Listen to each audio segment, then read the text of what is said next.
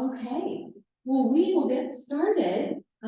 We are so glad that you are the brave ones who battled the rain to get here in person. This whole series was really started upon JB recognizing that we really wanted a deeper bench of services and support for our parents. And so we have Dr. Jay Burke from Burke and Associates that really added a deeper bench for our mental health component for our kids. So we kind of have a collaboration and partnership with Jay, and he's part of the series tonight. Then we also have Kristen Klofke, who is our principal here at the Lyndhurst location. And we have Mary Jo O'Neill from Hickman and Louder. And so we kind of all came together to see and listen to what our parents needed. And so these topics are really out of a survey that we give annually. So please speak up, do the survey that comes after this to tell us what other topics we should be focusing on that you want to hear from us about. We don't have all the answers, but we know a lot of people, so we bring them in to talk. So welcome. And tonight's topic is top 10 things you should know about your child with special needs.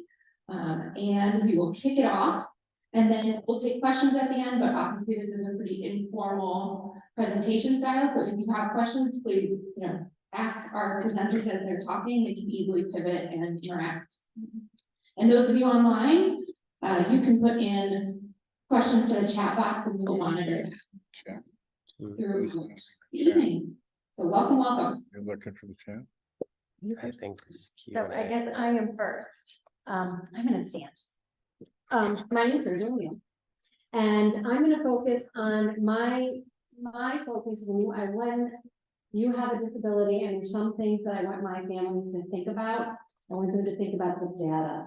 The data is what drives the services. So when you're in an IEP meeting, and before you qualify for an IEP meeting, raise your hand if your child has an IEP. So you understand what the evaluation team report is, and you know the terminology of the evaluation team report. That report is all about data. And a bell curve, which shows you what the numbers mean, is something that would inform you when you're in the meeting. So if anyone has an ETR coming up, I want you to go online, look at the bell curve, print it up, and bring it to your meeting, because the data matters, and for you to understand the data, you have to have a bell curve. So that would be my top one. The next one is the disability does not disappear. If you are dyslexic, you are always dyslexic. If you are on the spectrum, you are always on the spectrum. It is who you are as a person, and it's not a bad thing. So what I would like you to focus on what your child's disability is, and dive in and learn. And remember that when they're in 3rd and 4th grade and they've mastered a skill, celebrate that skill that they mastered, pause, and move on to the next, because it's going to be hard and it's going to get difficult, but they're going to master it because you know the data, you know what they need to get it done. And here we are seeing success because you looked at the data, you targeted the skills, you put in the right support, and you moved on. And just something to think about is if your child's reading something and you're so excited that they're reading it and they've mastered it, imagine being at a restaurant, Italian restaurant, and they mastered that Italian restaurant. Now they understand the foods, the flavors, the bread, what it tastes, what it smells, right?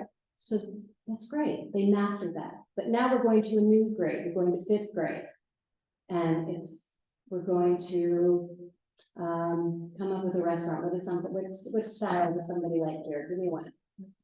Mexican. We like a Mexican restaurant. It's totally different style, totally different taste. It's not that they can't master it. It's not that they can't get there, but we need to pause, look at the data, and move on.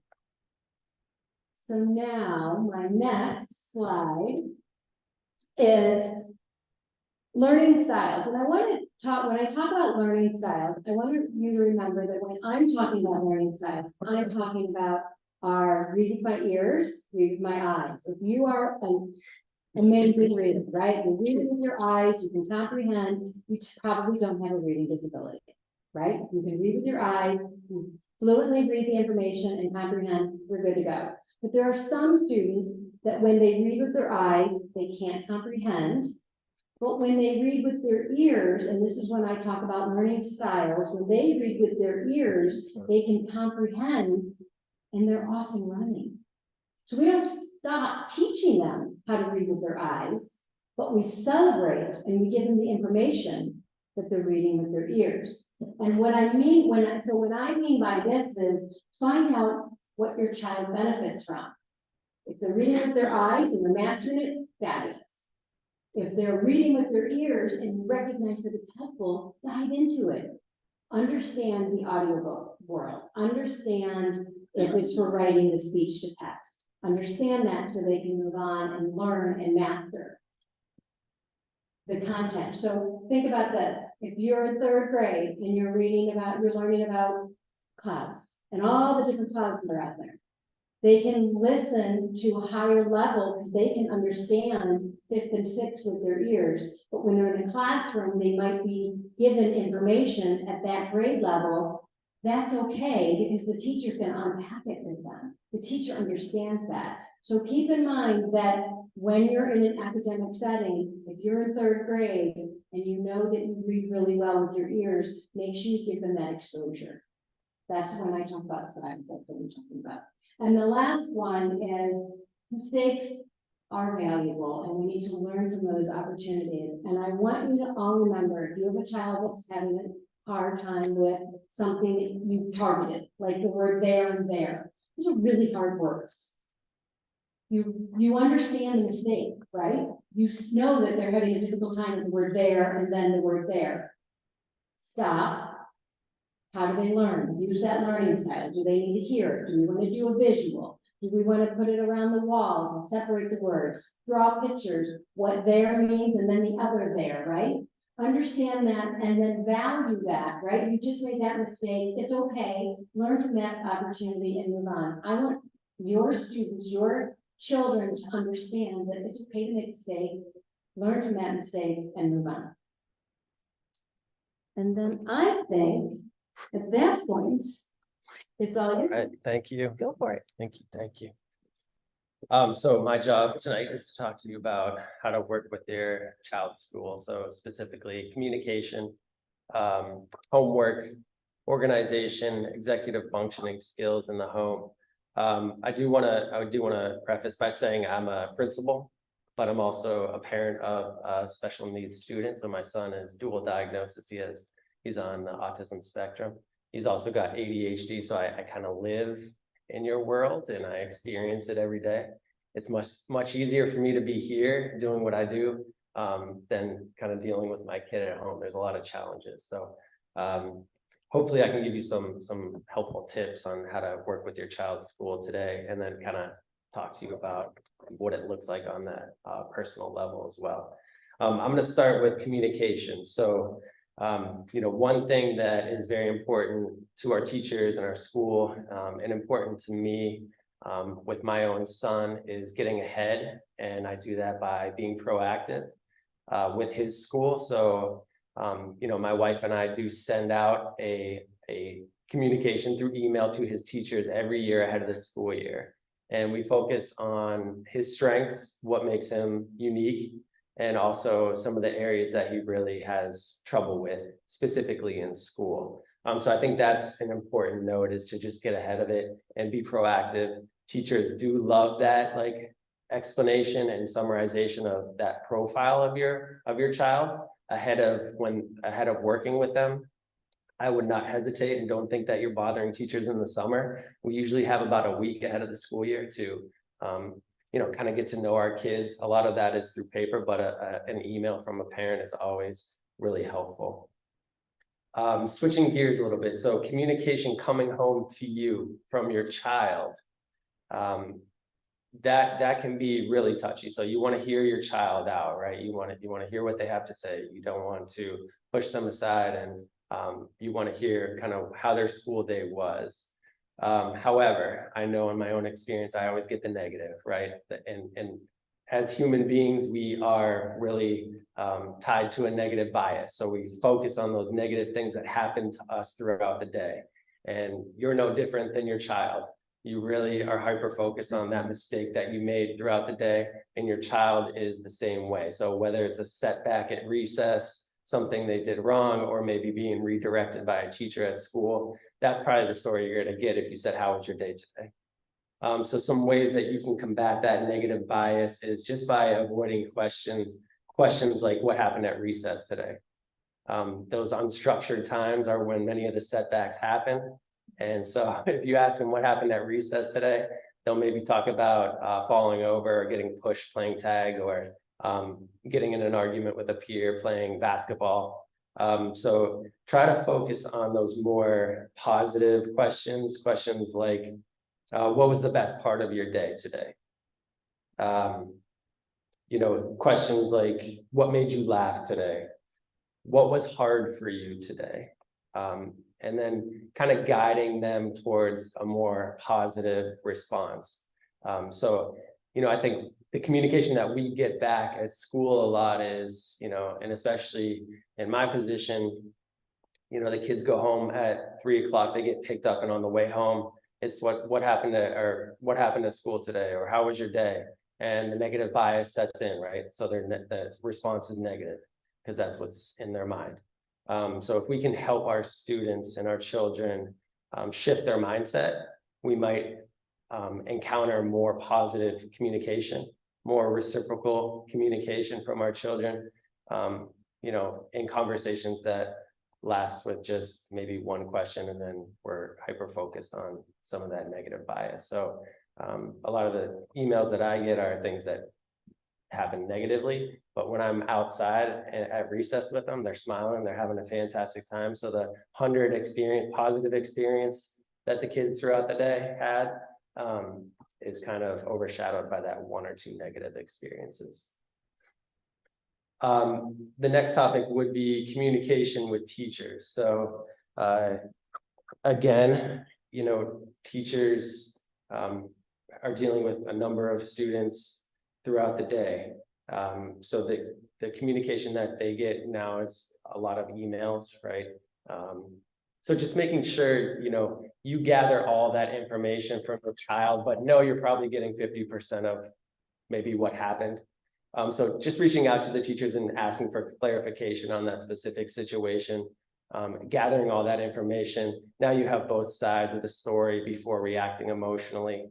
I know when I get an email from my kid's school about something that he did wrong, before deflecting or emailing back and placing blame, I like to ask the teachers, can you just kind of elaborate? And so I can follow up with my child at home, and we can move forward. But again, like presenting in a professional tone, more of a neutral tone. I think when we react emotionally in the moment, it can come across sometimes as more aggressive.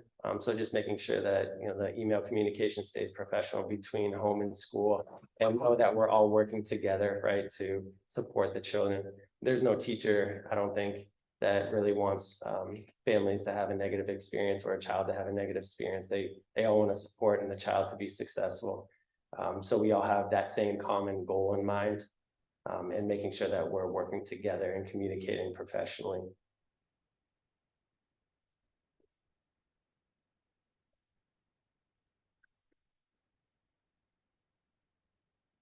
All right, so switching to homework. Homework is definitely a non-preferred activity. Those are activities that students hate doing, and preferred activities are activities that students enjoy doing. So homework is a big non-preferred, but it's non-negotiable, right? It's not an option. And our goal is to prepare our students for life beyond elementary school, life beyond high school. And part of that is working at home, right? I know you don't like to take work home. I hate taking work home. It's a non-preferred task for me. Sorry, Lanny and Jody, but I don't like it.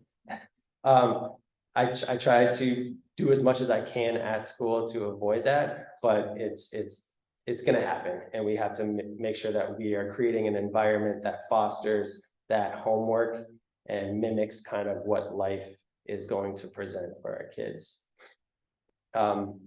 I think homework is a fantastic tool. I don't think that we need to give 40 to 50 problems or 5 hours of homework every night, but you know, maybe 30 to 40 minutes just to make sure that we're developing those executive functioning skills, making sure our children are using a planner, making sure that they're writing down their homework, and completing non-preferred tasks at home, right? So, you know, life at home has kind of been taken over by technology. I'll give you a stat in a few minutes that will probably rock your world, but you know, technology has kind of consumed our children in the home. So making sure that they have time to sit at their desk to complete their homework is just increasing those demands in the home and kind of putting them in a real world situation so they can experience what's to be expected in high school and beyond. Another thing homework does is it encourages grit, right? So grit is students feeling empowered and working through challenging tasks and feeling successful. I know my kids will battle me every single day. We do the same thing every day. It's predictable, right? You know, my wife and I have created a very predictable environment, which is exactly what we want to do for our kids. On Monday, we don't want to let them play their video games and then do homework. Every single day of the week, they need to come home, they need to do their homework, and they know this, and then they can have access to a preferred activity. But when they're done with their homework, you see like this glow, like I accomplished something, I'm happy my homework's done. That internal satisfaction that they get from completing a non-preferred task is really rewarding for them, and it's empowering for them. But if we let our kids escape those non-preferred tasks, they're smart, and they'll kind of try to manipulate that situation every single day. So, you know, encouraging grit and independence. We need your support. It's very hard when teachers send homework home and it's not all coming back. It's very hard to manage that. So parents supporting teachers and teachers supporting the parents and trying to create an environment that's similar. I know that home is not always similar, but we should try to mimic the environment as much as possible when it comes to placing demands on our kids. Next is the next slide. Got it? Okay. I talked a little bit about, you know, routines and time management, predictability. I'll give you that stat that I was gonna give you, but preteens on average spend 5.5 hours on screen time every day. And teenagers spend 8 hours and 39 minutes on average screen time every day. So my question is, when are they doing their homework? Or when are they, you know, when are they doing those more demanding tasks? Does that include TikTok? Yeah, yeah. That's TikTok. That's, you know, any sort of screen time, YouTube. But that's very alarming stats. So, you know, we're not really creating an environment that mimics the school environment at all.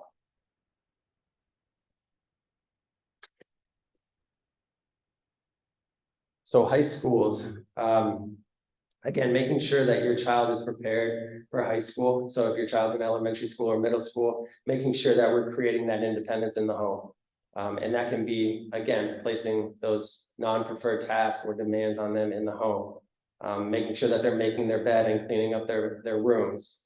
Making sure they're assisting you with chores, taking out the trash, doing dishes.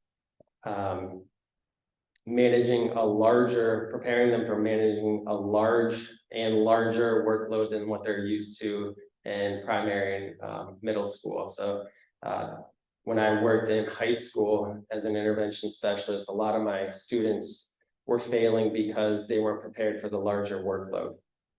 So they weren't completing their homework. Sorry about that. They weren't completing homework and they weren't completing the tasks in class. And that dug them a very, very deep hole in high school. So making sure that we prepare them for that larger workload would be helpful for them. And then a big one, and I'm sure Dr. Burke will talk a lot about this, is managing social setbacks and what social skills groups can do for helping our kids managing social setbacks. So having big reactions to small social setbacks. again, in primary school and middle school, they're in an environment that the teachers are kind of helping them and modeling and coaching them through those situations. But then in high school, they transition to an environment where it's them having to handle the situation. So how do they react to those small setbacks? Are they having a big emotional reaction to that? And is that impacting their relationships in high school? Are they able to handle those small social setbacks and kind of move on? And then before I pass off to Dr. Burke, just talking a little bit about extracurricular activities, so social skills groups, counseling outside of school. So there's a lot of services provided in the school, but there may be more services that are needed outside of the school. So are your children involved in extracurricular activities, Taekwondo, Boy Scouts, CYO sports? There's a ton of things available through YMCA, Rec to Connect, Empower Sports, that when they're in those types of environments and they're dealing with larger social groups, they're experiencing those social setbacks, and there's people there to help support them through the setbacks. So if we're not putting our children into those situations, and then we toss them into high school where there's a lot of unstructured social time, we're kind of setting them up for failure, and we're doing them a disservice. All right, that's all I have. Am I supposed to go a lot better? So let me just add on the last slide here. So, how many of your kids have social support at school? Anybody have that? Because I think it's one thing parents sometimes don't get the information on is like social skills at school are different than a therapy group, and that's important to understand. So they're going to be doing pragmatic skills usually, and a therapy group is going to get at the underlying therapeutic reasons that the kid is having trouble socially. So for example, the kids that in the social skills groups that I run might be in a JP social skills group, but we might be digging into the kids got depression or anxiety, precluding them from using the skills, because you can know the skills, but using the skills is a different thing. So if your kid is getting social skills at school, make sure you ask kind of what's going on with that, and coordinating that with outside therapists is great, because there's a separation of the school and the therapist sometimes that leads to ineffectual care. And like, I'm just saying this from my group perspective. One of the things I do is all the kids that are in my group leave the group with a white sheet about what we worked on. Because when the parents ask them, what'd you do in Dr. Burke's group, they go, nothing. We played trivia and I want candy or something. But they can take that information to the parent and to the speech person who's usually running the group at school, and that's important. Because if you have an outside therapist, think about it, they see them an hour a week or an hour every 2 weeks. You want to really maximize that connection that's there. What I think you were talking about too, that's really important to add on to the social skills, is what I call special needs social skills. And sometimes people throw things at me about this, but it's really important to consider, because if you're in a special needs classroom or special needs school, sometimes what's acceptable there doesn't go in the regular community. And so understanding the difference to be able to level up, because if the kid's in a special social skills, even in the athletics, if they're in one of the special needs athletic groups, and those are great, there's a certain level of expectation that's there that's different than putting them in a summer program somewhere else. One of the fascinating kids I had is a JV kid. Actually, I was talking to him the other day, and he's here and he's doing a good job.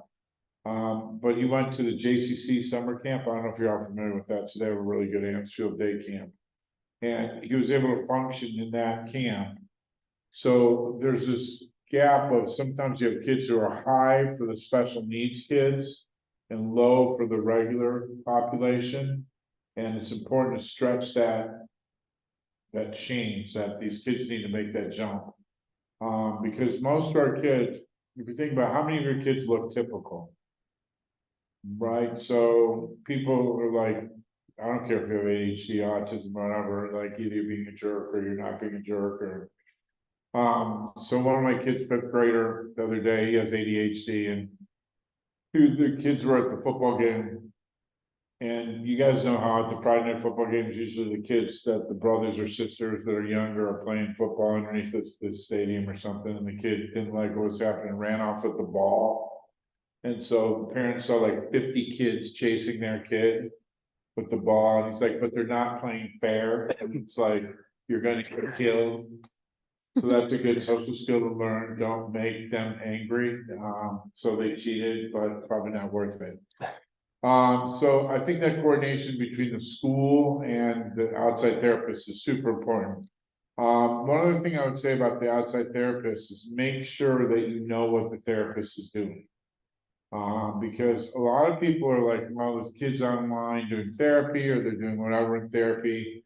And I asked them, what's the goals, what's your kid working on? And you should know that. And a lot of times people say, but the kid has their privacy, and the answer is they have their privacy, but that doesn't mean that you shouldn't know what's happening in therapy.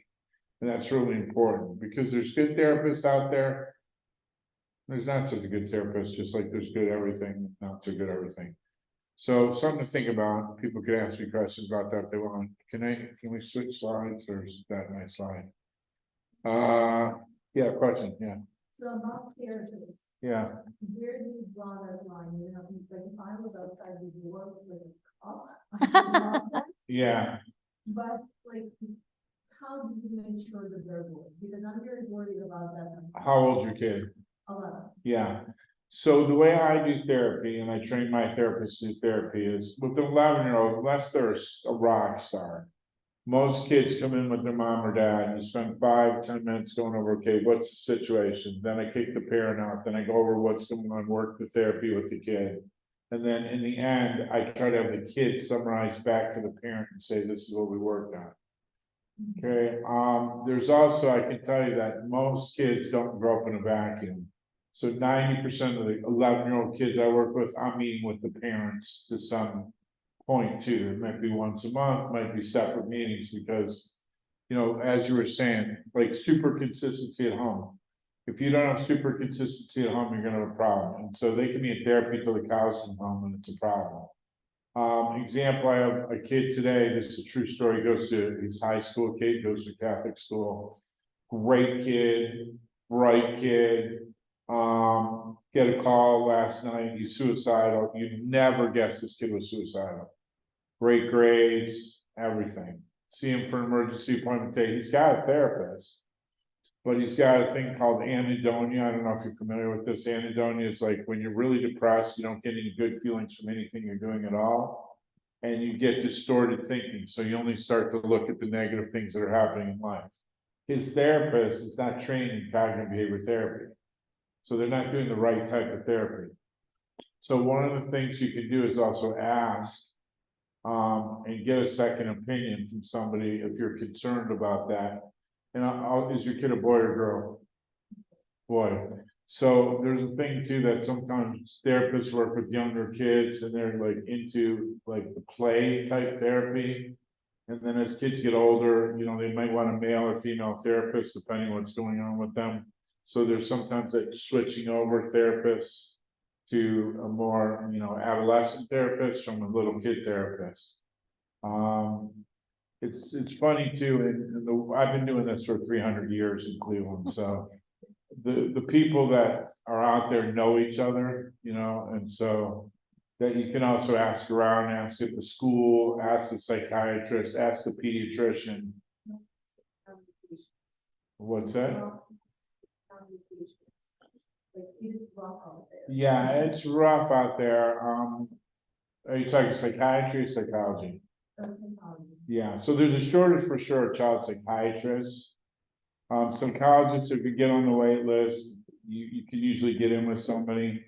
One thing you can do is ask the pediatrician to pull a favor and get them in with the therapist, because sometimes, like for me, one of my biggest referrals is pediatricians, child psychiatrists, and other parents who've seen that, who've seen me. But good therapists are busy. And, you know, that's, since COVID, it's huge. And what you were talking about, electronics is a big part of it. I've written 2 books on it, and I'm gonna come up with I wanna come out with a new book saying, if you don't behave, I'm gonna take your phone. I thought that'd be a good title, catchy, right? And you just gotta plug away like that. Also telehealth, I don't feel telehealth works for most kids. You know, if you have a 17 or 18-year-old kid, maybe, or a kid off of college, that's something, but they gotta be super mature. But for younger kids, to keep them focused on telehealth for 45 minutes is tough. So there's a lot of companies doing that now, and I think it's bogus for most kids. There's some kids that can do it, but it's a rare kid. But there's the short answer to your long answer to your question, I guess. Okay, so tips for behavior and social support. So what am I supposed to talk about? Selecting the right school. Okay, so is that all right, so when you're looking at schools, I think there's a lot of factors to look at, public versus private. There's a big difference in those situations. Public schools, you know, I have a lot of kids where the kid has issues, and this is important as a parent to think about. And it's an issue for your kid, but it's not an issue for the school. Does that make sense? Like if the kid was throwing a chair through a wall, they would be calling you saying, we need an IEP meeting immediately. But the kid's depressed, has no friends, having social issues, maybe on the spectrum. Unless you're in their face, it's not a problem for them. You have to be the parent that makes that happen. If they're in private school, talk to somebody who knows the difference in the private schools. There's very big differences in them. Julie Billiard has a certain style of kid that they take. Ratner School has a certain kid they take. We have a school at my place we've started, and it's different because our facility is mental health first, because we feel you can't educate a kid till their mental health is in a certain position. Even when you look at how private schools for high school, Hawken, Gilmore, US, very different schools. Hawken tends to take a more funky kind of kid, if that makes sense. My kid went to Hawken, one of them did. My daughter went to Hawken and left, didn't like it, went to HB. So they take different types of kids, and then there are the Catholic schools that have programs for special needs kids, which is pretty cool because you're embedded in a regular population, which I think is great. One thing to consider is every year, think about, is my kid in the right school? Because they may be a JV kid in 3rd grade, 4th grade, 5th grade, and you could be like, they could be here through 8th, but maybe it's time to move them on. Or maybe they're getting a public school and you want to move them to a JV or a special school because there's more selections, you know, at the younger ages than there are for older ages of kids. That's really a difference in the schools that are out there. And again, if you ask the right people, they know because they have kids in these schools, like I have kids in all these different schools I work with. The big thing is life is after 18. So what we found is our school is called Perspectives Academy. Well, we started a program 2 years ago called Perspectives Academy Plus, because there's a big problem. The bad term for it is called failure to launch.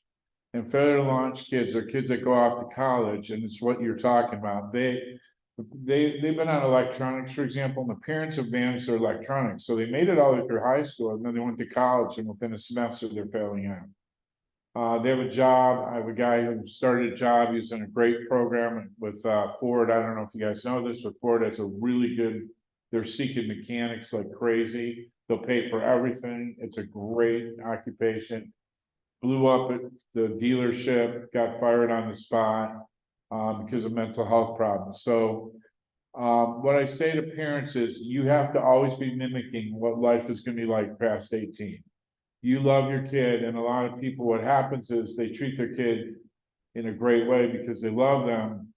But example, one of my kids, this is today's case, he expects adults to tell him the reasons that they're making the rules. Does that make sense? What happens if you do that at home? Well, if you have a parent that explains every rule, great, but if you're at school, how does that go over? Not very well. If you're on a job, it's gonna be a problem. So life after 18 is real important. There are a lot of kids that are living in their parents' basement because they can't keep employment. Or they have trouble with academia because they're struggling, their ADHD is not managed, things like that. Remember, before and after puberty, Medications sometimes need adjusted, and that's another big thing. A lot of my kids that are ADHD, in college, depends on your class. If you're in a lab and you're doing something, way different than you're in a 100-person lecture hall at Ohio State. Very different programs. Good school down the road, Notre Dame College. Are you guys familiar with them? So they have a great support center, huge, great support center. And if the kid's embedded in that support, they can do super well. Social skills, what really makes the difference? So the difference is, in my opinion, not just teaching the social skill, because you can teach social skills and some kids get that at that level. And there's certainly a big percent of kids that you just teach them the skill and they get it. But my business is, why does the kid not applying social skill? What's getting in their way? Okay, if you're depressed, you don't care. If you have autism, you don't read the other person's perspective. So just before I came here, doing a visit with a kid, here's the kid. The kid only wants kids to come to his house because he wants it his way. He gets invited to other kids' houses, but won't go because he doesn't want to play what they want to play. So understanding what gets in the way of that. So kids on the spectrum, seeing things from other people's perspective. Depression, that's a problem. The electronic addiction is going to be the next huge thing you're going to see more of. A lot of kids would rather play video games than play with friends. How many of you guys, how many of kids that are school age, like school age kids, okay? Do you see them going out like we did when we were kids? Do they go hang out with their friends, go play in the street, hit baseballs through people's windows, do stuff like that? What are they doing? Watching screens. And that's what he's talking about. Okay, and I can tell you the number that he just gave you, believe it, that's the number that comes across in the surveys. That doesn't include the kids sneaking in at night and all kinds of stuff like that. So there's much more that goes on that's out there. How many people, your boy's 11, you said? Does he have a phone yet or not? Yeah, what's the phone age? What do you guys think? To give a kid a phone? 8? It's 13. early. Yeah, Say 13. yeah, and kids, once they're on screens, they can get into everything. And parents are saying, well, we have this parent protection on your phone, go on YouTube and you get around any parent protection there is. So social skills are a really important part. I have 15 social skills groups in my office. What I'm really proud of is a couple things I'd like to tell you about that make them real life. One is my little kid groups. I have teenage volunteers who I've trained as leaders who are mentors to the kids because they listen to those kids more than me because I'm old, dumb, and stupid. Is anybody else old, dumb, and stupid? You don't know anything to your kid. And my oldest group, the guys in that group are 30. The oldest guy's 30 years old, and they've been in group for years because now they're dealing with marital issues, relationships, and things like that, and they're using the social skills for that. So social skills continue through a lifetime. I think it's important. Is that the last slide? I'm supposed to talk about more stuff. I thought it was. All right, find me right therapist. Okay. So I said, ask the pediatrician, ask the school, but there's group therapy. A lot of kids who do not do well in individual actually rock it in group because hearing it from other kids makes a big difference. In the summers, I run a social skills electronic reduction program camp for 10 days. And there's a lot of kids that have never been away from home that rock it being away from home because they have that experience. And that's because they're embedded in it. Group can be really helpful because kids say, well, I'm not going to say anything. And I go, you don't have to say anything. And they listen to other kids. It's the first time in their life they go, like, other kids have the same problem I do. And they're like, yeah. And they're like, well, this is really cool. Jay, can I piggyback off that? Yeah. So Jay has a summer program, right? And a lot of families feel that if I want my child to go to that summer program, that's disconnected from the public school, and that's not true.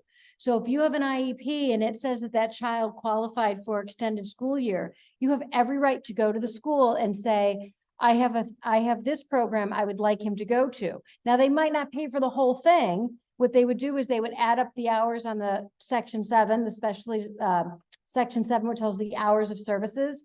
They would add that up. They do their little numbers, their little accounting numbers, and then they come back and they say, okay, as long as he's collecting data on those goals, you can go here and we'll give you $1,000, we'll give you 1,500, whatever it is.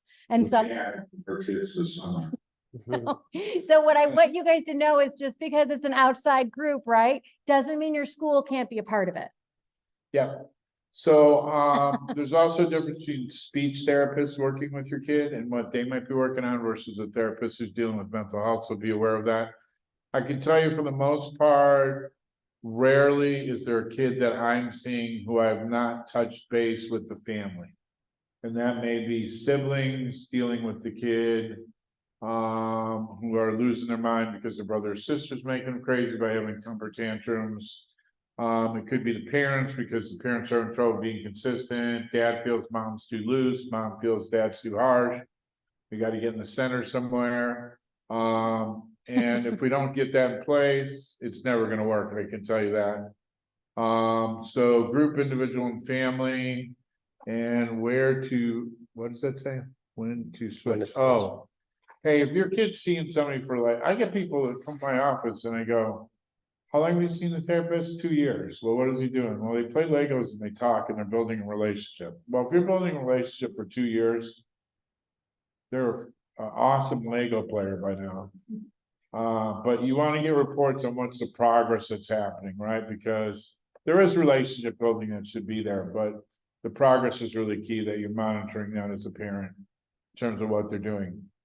Special needs impact the whole family.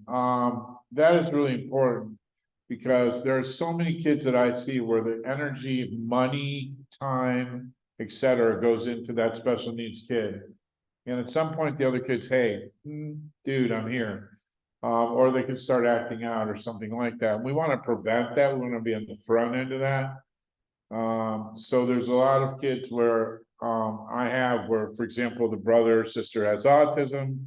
There's a younger brother or sister, and the younger brother or sister is overtaking the older brother or sister, emotionally, developmentally, and they don't know what to do when the kid's flipping out in the neighborhood and things like that. So it's a holistic approach to that kind of treatment. Is that my last slide? Did I That's talk it. about everything I'm supposed to? I think it was good. Are there any questions, comments? Yes. Based on the camp outside at ESY, is there any recourse if the school just flat out denies it? So, yeah, so again, let's focus on that data. So what'll happen is typically in April, it's like April 14th. I feel like April 14th is the day we all look at the extended school year and they look at the progress reports. And if you see that your child is not progressing, if they're not gaining any, maintaining any growth, there's where a team will discuss and say, yes, that child does qualify for extended school year. It's a team decision and it's the data. Yeah, we qualified for ESY last year, but we went for, we wanted him to go to another camp outside of ESY. And they flat turned us down.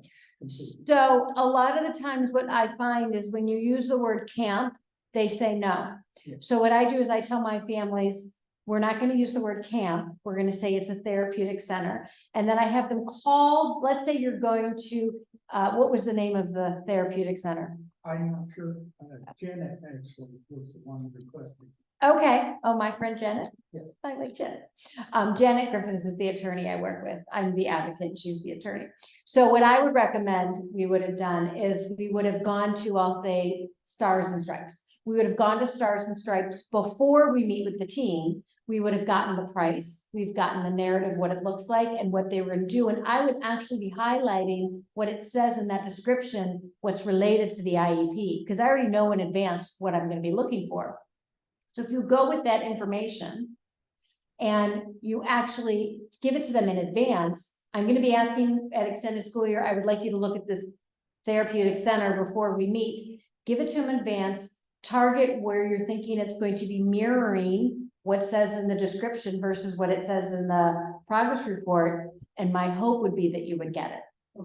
Typically, that would be my hope. I would push harder. Might also want to have what's your pitch about why your kid needs this. Because, you know, again, the goals and the data drive it. Correct. But a lot of times the district, for example, they're looking at dollars and cents, and they're good people, right? I'm not saying they're bad people. But they've got to figure out, how do we serve all these kids with a budget? Yeah. So if they have a program on their plate and they put your kid in, it doesn't cost them more versus putting them somewhere else, costs them. And sometimes, I don't want to step on your toes, No, but fine. sometimes you can play, let's make a deal. That's right. So let's make a deal is you chip in this, we'll chip in that, and we're good. And if you play, let's make a deal with the district, I find they'll work with you. That's right. I think a lot of what happened last year was it was a very last minute thing. Yeah. And like, Jenna kind of got thrown through the rules. Yeah, Sure. With the way the process went. But Yeah. The district I'm dealing with is very bullheaded, yeah. to say the least. I was just wanting advice for next time. So what I would recommend is when you get those progress reports, everybody, you print those progress reports, you find a folder, you put them in one folder and you look at them. And you're gonna start noticing that maybe the percentages aren't going up or they're going down. So you're overly prepared. Notice where that skill is, where the percentage is going down, and you look for your therapeutic summer program and then you bring it to them. If April 15th is when you're meeting, maybe you give it to them in March and say, I want to talk to you about this. So they have some time to think about it and digest it. And then they'll say yes or no. But I agree with Jay. If they have the program, you have to respect that. If they can do it in the public school, then it's okay. Because educators, I have not walked into a meeting yet where an educator doesn't want to help the little one. I have not walked into a meeting yet. The only thing that what I see happens, it's miscommunication.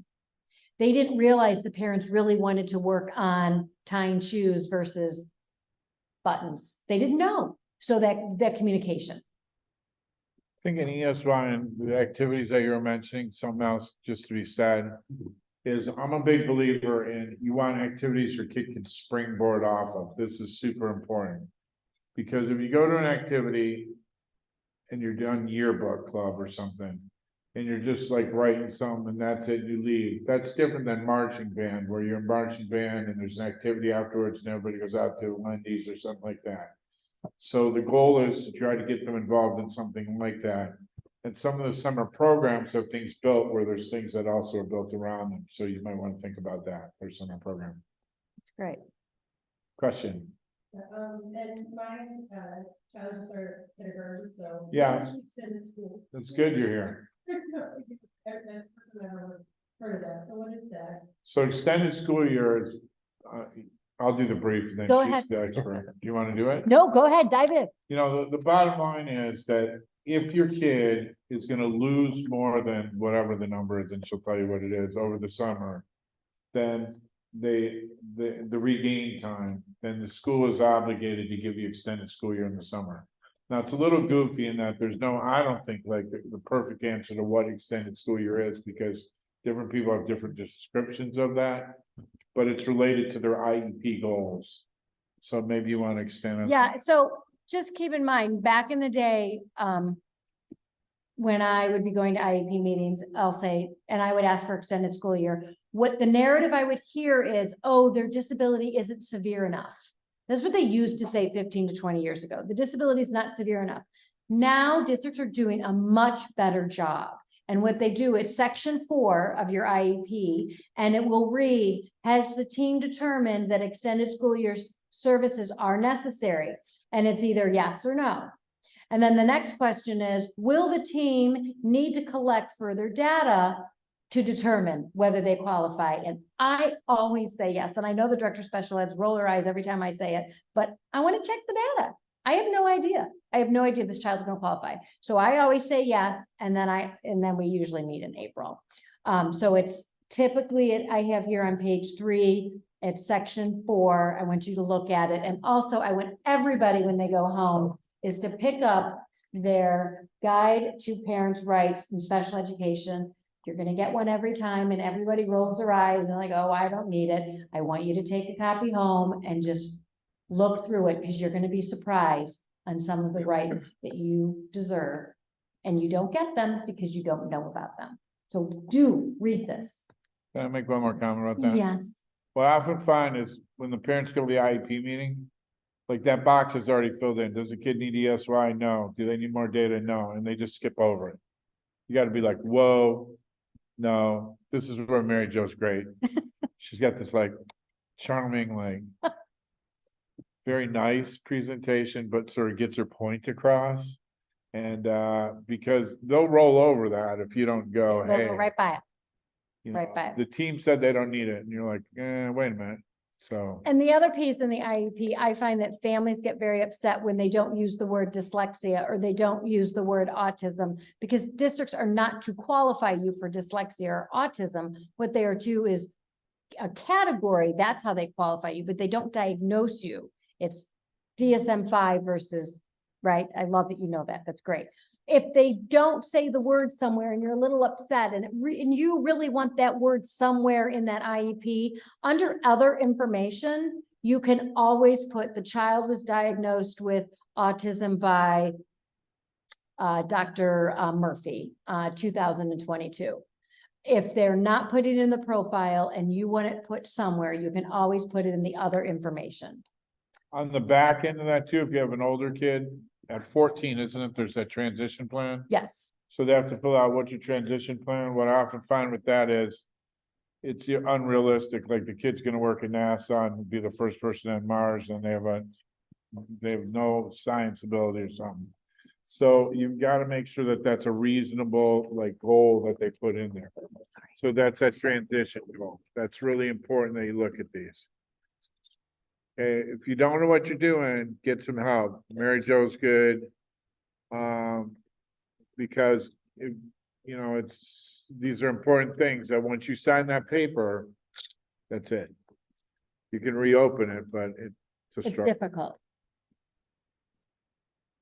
So we had a question from somebody joining us virtually. Can you repeat what was said about social skills groups being administered at schools versus in your practice? What should the school goal be? Also, can you recommend an agency with BCBAs and therapists near Beechwood? Yeah, so let's start with the schools. Social skills goals are going to be, think about it this way. In a therapy group, kids are going deeper into depression, anxiety, ADHD, the reasons they're having those problems. The school generally is not going to do that. The school is going to do a program that they're going to do like your preferred versus non-preferred activities, how to handle that, how to play fair, things like that. And so they'll have things that are built in there that are good, but there's a difference in terms of levels of where they're gonna go. They're not gonna deep dive into the reasons that that's occurring. Because the speech person really isn't trained for that. And it's not really a place where you're going to do that. Plus, you have to be careful because kids, there's the privacy that's at a school, what a kid might say is different than a therapy group. In a therapy group, they're not allowed to talk about group outside a group, make that clear. School, they're going to school with those same kids.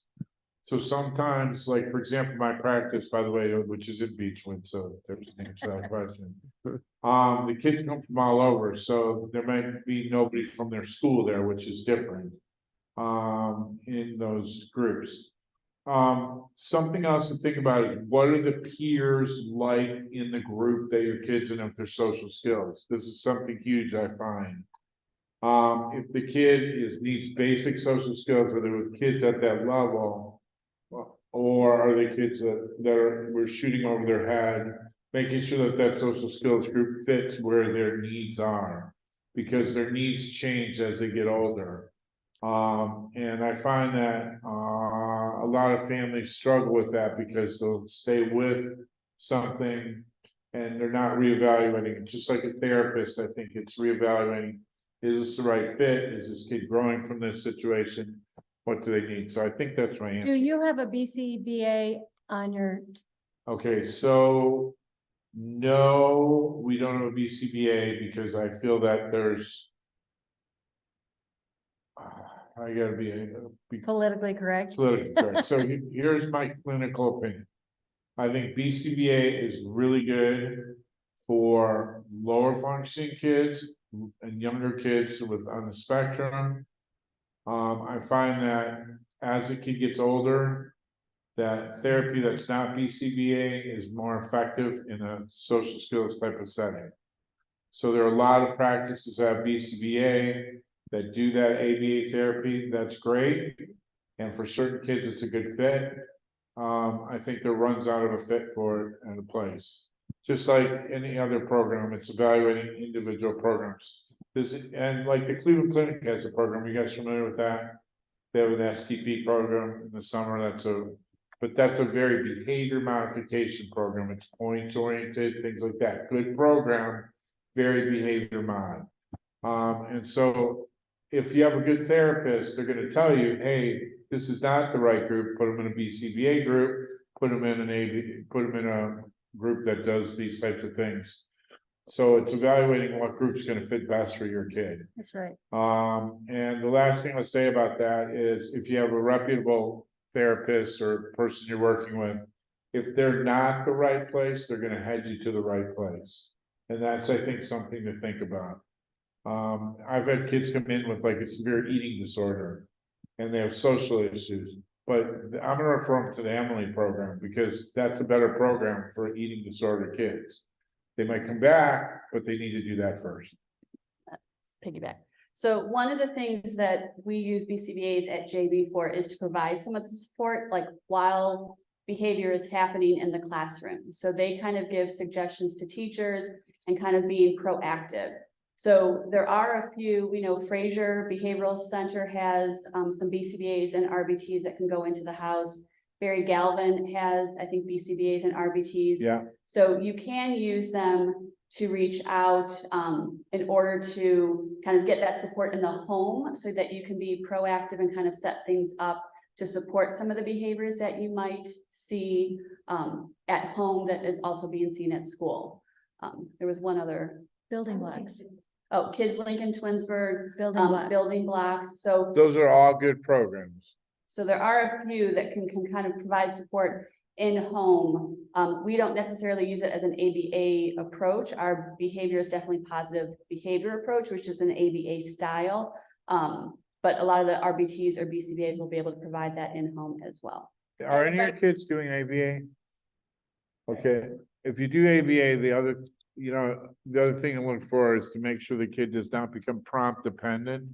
So you're working with them on becoming, as they go further on, not becoming prompt dependent.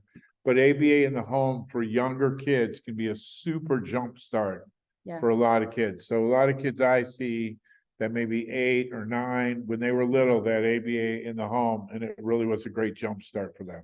And my takeaway with all of that information is what you are doing outside of school matters, and you need to bring that to your next meeting so your educators know what it looks like so they can use that information, and you want that written in the IEP, and the teachers will also be, they're not maybe going to do it with fidelity, but at least they can help with the prompting or the skill building. Yeah, I just wanted to add one thing. We're giving you a lot of tips and suggestions. No. You're ultimately the one that has to go home and kind of implement some of the things that maybe you think will work for you, but expect pushback, right? There's a thing called extinction burst, and that can last about, it can 10 last a long years. time. It can last 3 weeks to 10 years, Dr. Burke says. But, don't give up, right? So if you go home and your child is one of those that spends a lot of time on electronics, and now you want to kind of shift that environment for them and set different expectations. They're like, sure, just take away my electronics. They're not going to want to comply.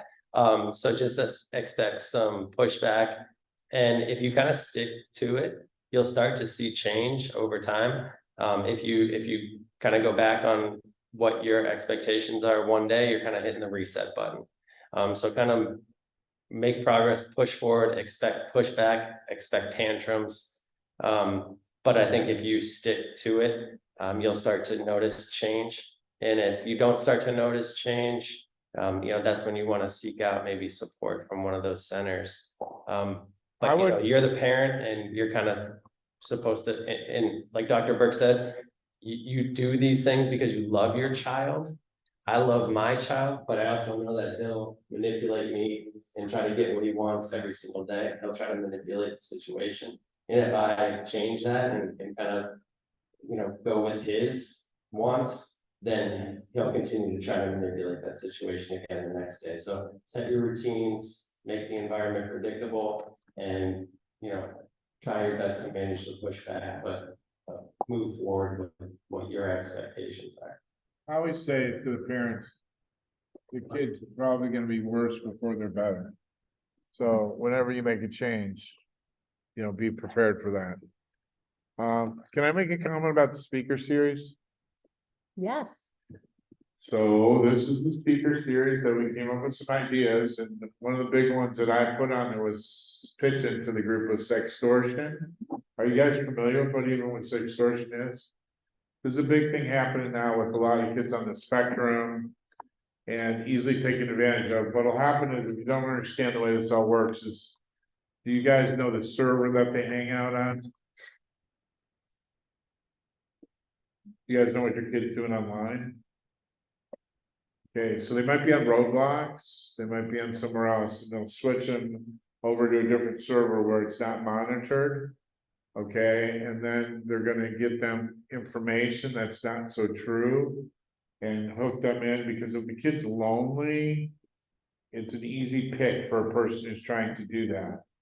One of my kids recently, he is 16, and he fell in love with this girl, and she's from Norway, and they're gonna ride motorcycles when he graduates and all kinds of stuff, and this went on and on and on. And he was up all night, in the middle of the night, he was on the phone during school. She sent him nudes, which was interesting. He sent her nudes, which was double interesting. The point of that saying that she wasn't she was from Nigeria, and it's a group out of Nigeria that is marketing to people to take advantage of them. We have the FBI involved. And what happened was the Nigerian people threatened, he goes to a boarding school, private boarding school, and they threatened to release the nude pictures of him to the school if the parents didn't pay money to them. So it's usually not about sex, it's about money that they're trying to get them. They got the kid to do a whole tour of their house, by video. And so kids are gonna take advantage of. If you're familiar, there's a kid in Streetsboro last year who killed himself over this, which is very sad.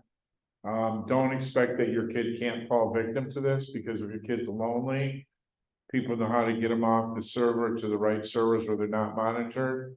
And you don't know what's going on, and how many people have figured out your kid can change screens faster than you can blink? They can have 5 tabs open and move, and so sextortion is gonna be a huge one that we're talking about, and I'll let Lanny talk about the other ones. Thanks, Jay, thanks, Dr. Burke. We really did form these based on, again, what you said. Our next one is November 28th. I do believe that we're so grateful that the people that attended online, but there is value being in the room. We will stick around if you want to talk to us afterward. But this one is really about disability, the behavior, or both. Here at JV, we believe in beyond education, beyond expectations, mostly because when we raise the bar, we are amazed at how our students rise to the occasion. There are a number of times that we hear, you know, well, the doctor said my kid would never do that, or my kid doesn't eat that, he'll never eat that. Good luck doing it. And then all of a sudden, when we start to focus on what they can do, and we have high expectations, we see that they start to increase what they are able to do and how they are able to perform. And so we're really gonna focus on, is it the disability, is it the behavior, is it both, or is it really our perception of what they're capable of? So that is gonna be November 28th. That's huge. Yes. The food one is huge. Yeah. Anybody have kids with food rigidity? Yeah, I had a kid at summer camp this summer, only ate waffles. That was it, waffles. And he only ate a certain brand of waffles. Anybody had a kid like that?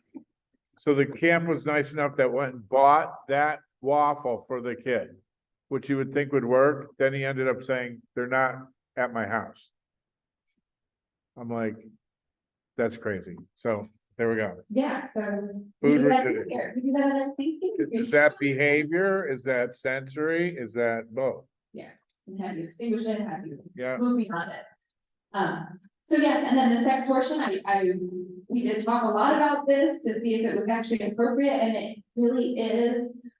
Sadly, it really is, and the younger, I mean, our kids are capable and they're capable of being taken advantage of. We see some of our kids as they transition into high school, they're naive, they're not thinking about some of these things that could happen, and so we're trying to start young to make sure that we are eyes wide open, knowing what our kids could be really. If your kid's on Discord, watch out for what they're doing on Discord. Yeah, exactly. The April one is really about ESY and transitions, either transitions into summer or transitions from a school to another school or a different program. And then June is really the financial preparedness. There are so many other summer resources through county funds and through other opportunities, and so we want to bring some of those to you so that you know that there are opportunities where you could still give your child access to things throughout the summer or beyond. And hopefully we can match you with some of those financial resources. Okay. Thank you for being here. Thank you so much for being here. Yay, We hope people to that see you, came out. in November. Thank you.